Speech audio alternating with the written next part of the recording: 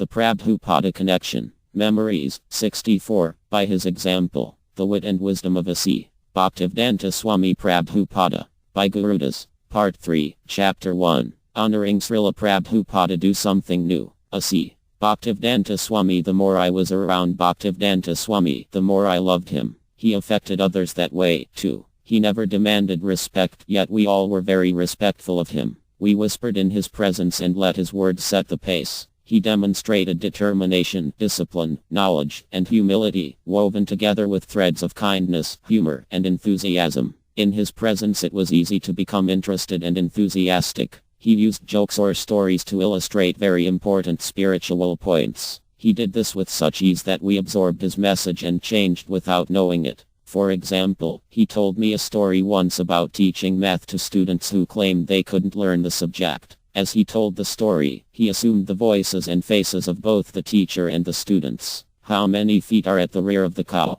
Swamiji said, taking on the authoritative teacher's voice. To the students replied innocently. And how many are in the front? The teacher continued. To the students answered. Teacher. So how many feet are on the cow? Students. 4. Teacher. Now you know math. But the students didn't realize that they had learned and exclaimed, no, we don't. At this, Prabhupada laughed and laughed and laughed, and then I laughed and laughed. In such a manner, Prabhupada taught us everything about Krishna consciousness without our being aware of it. He taught us how to become God conscious naturally in our everyday lifestyle, as we changed seamlessly from materialists to Vaishnava devotees. He rarely asked for anything. We asked him if we could become his disciples. If any one of us had an idea and the idea was not wasteful, insane, or unreasonably dangerous, he would encourage the idea and suggest more ideas, giving hints how to bring that idea to fruition. In this way, my life was changed and a movement was created, a spiritual movement of souls desiring to purify themselves by serving Krishna and thus serving others. In the beginning there wasn't much money, but somehow donations were given and the things we needed appeared.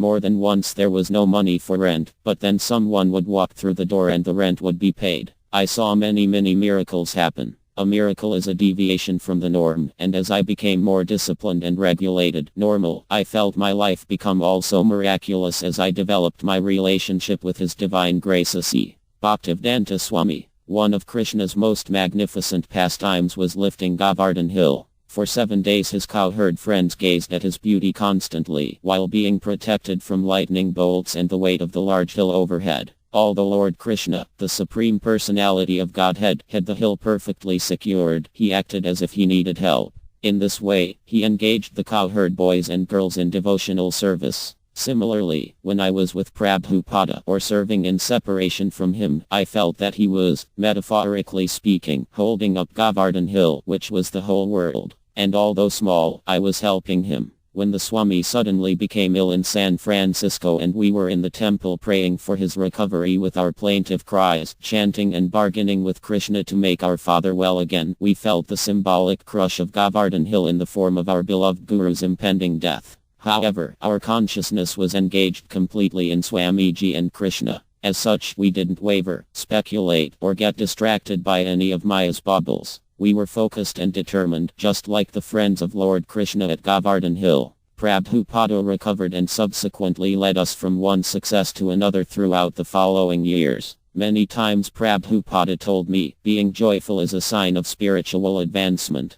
Though Srila Prabhupada displayed discipline and gravity when the time and circumstances called for them, his joy, humor, and quick wit transformed many situations. Whenever there was a chance to add levity, transcendentally tease, or make a joke, Prabhupada would oversee the fun. Sometimes he directed the fun toward me or my godbrothers and sisters, and at other times even toward himself. Sometimes he made fun of silly acts, e.g., a man sawing a tree limb while sitting outside the cut, and sometimes he made fun of scientists who have seen proof by using instruments geared to imperfect senses. Prabhupada often jokingly referred to the wrangling scientists with their perhaps and maybes. He was an excellent mimic, punctuating his stories with imitations of character types or animal sounds. He joked, "The scientists claims that such and such poison is odorless and tasteless. How do they know that the poison is tasteless?" Laughing, he imitated the scientist whose final words are "it's tasteless." False yogis were another source of jokes. Once there was a yogi who threw gifts he received into Howrah River to demonstrate his detachment from material goods.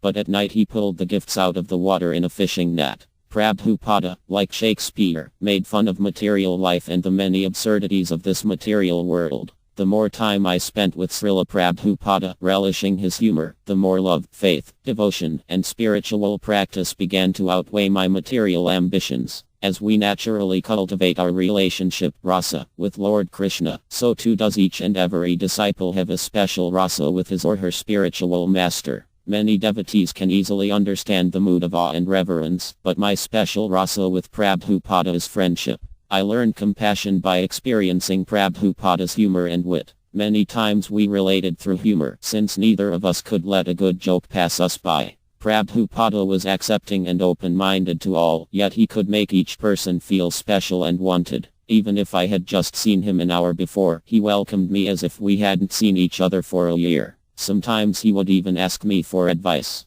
Then, after coming to a solution together, our Jagat Guru of the universe would humbly ask me, "Is that all right?" Sometimes Prabhupada would confide in me in a soft voice and I would reveal my inner thoughts, while he allowed our elbows to touch. I drank in the saffron, sandalwood, mustard oil, and kampa flowers that signified his presence. He cared for me when I was sick, as I cared for him when he was ill. His divine lotus hands even bandaged my wounded foot one night in Vrindavan. To Prabhupada, the best instruction was by example. Sometimes he taught by being aloof, and sometimes with understanding and compassion. On more than one occasion my mentor taught me a hard lesson, in ISKCON jargon, by giving me the sauce, which I took as great mercy, a rough caress. On learning, Prabhupada taught, if learned the hard way, it will be remembered well. If learned too easily, it is easily forgotten. He mercifully granted me so much personal time with him, and sometimes, if I stayed away too long, he would call for me. If I didn't write, he would write saying he had not heard from me. When I had typhoid fever in Vrindavan, he demanded a report on my progress from wherever he was traveling.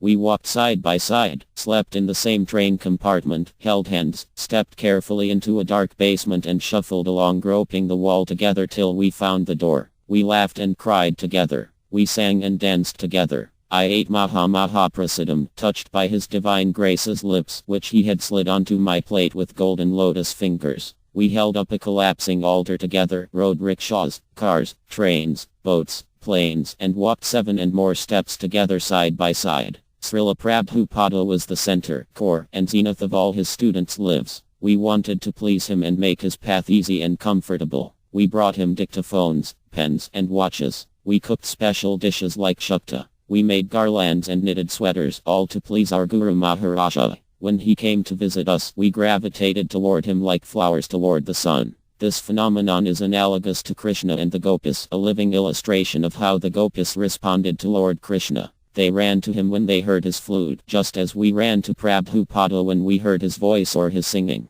The Gopis, like Lalita or Visakha, would leave milk boiling on the stove or be so attracted to Krishna's Shyama form that they would even leave a baby behind. When they saw Lord Krishna's beautiful, threefold dancing form, they became so entranced that they swooned in exhilaration. We too became elated and disoriented when Prabhupada merely looked in our direction or sent us out on some spiritual mission. Whoever came in contact with Srila Prabhupada was changed forever. I am not a great scholar, but I remember so many moments, so many instructive words, so many looks which seemed to caress me, and so many humorous moments with my dear, wonderful Swamiji.